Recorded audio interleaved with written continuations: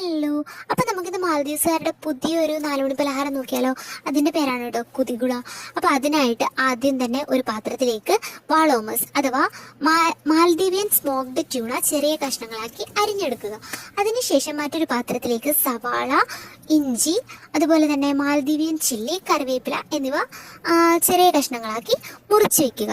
ഇതിനുശേഷം ആദ്യം എടുത്തു വെച്ചിട്ടുള്ള വാളോമസ് അഥവാ സ്മോക്ഡ് ട്യൂണ ഒരു മിക്സിയുടെ ജാറിലാക്കി നന്നായിട്ട് പൊടിച്ചെടുക്കുക. പിന്നീട് ഇതേ ജാറിലേക്ക് തന്നെ സവാളയും ഇഞ്ചിയും മാൽദീവിയൻ ചില്ലിയും കറിവേപ്പിലയും ഇട്ട് അതും നന്നായിട്ട് അരച്ചെടുക്കണം. പിന്നീട് ഈ 2 മിശ്രിതങ്ങളും നന്നായിട്ട് യോജിപ്പിച്ചതിന് ശേഷം അതിന് ആവശ്യമായിട്ടുള്ള ഉപ്പും അതുപോലെ തന്നെ പുളിക്ക് ആവശ്യമായിട്ടുള്ള നാരങ്ങ നീരും കൂടി ചേർത്ത് നന്നായിട്ട് മിക്സ് ചെയ്തെടുക്കണം. പിന്നീട് ഒരു പാത്രത്തിലേക്ക് എണ്ണ ഒഴിച്ചതിന് ശേഷം കുറച്ച് സവാള ഇട്ട് അതിലേക്ക് ഈ യോജിപ്പിച്ച് വെച്ചിരിക്കുന്ന മിശ്രിതം ചേർത്ത് നന്നായിട്ട് ഡ്രൈ ആക്കി എടുക്കണം കേട്ടോ.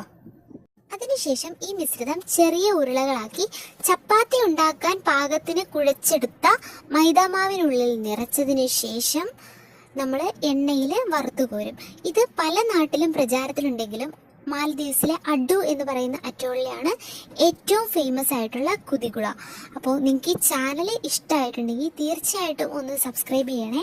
നിങ്ങൾക്ക് എന്തെങ്കിലും സംശയങ്ങളോ മറ്റോ ഉണ്ടെങ്കിൽ ഒന്ന് കമൻറ്റ് ചെയ്ത് ചോദിക്കണം. അതുപോലെ തന്നെ നമുക്ക് വോളോമസിന് പകരം നമ്മുടെ ബീഫോ ചിക്കനോ ഉപയോഗിക്കാം. ചാനൽ സബ്സ്ക്രൈബ് ചെയ്യാൻ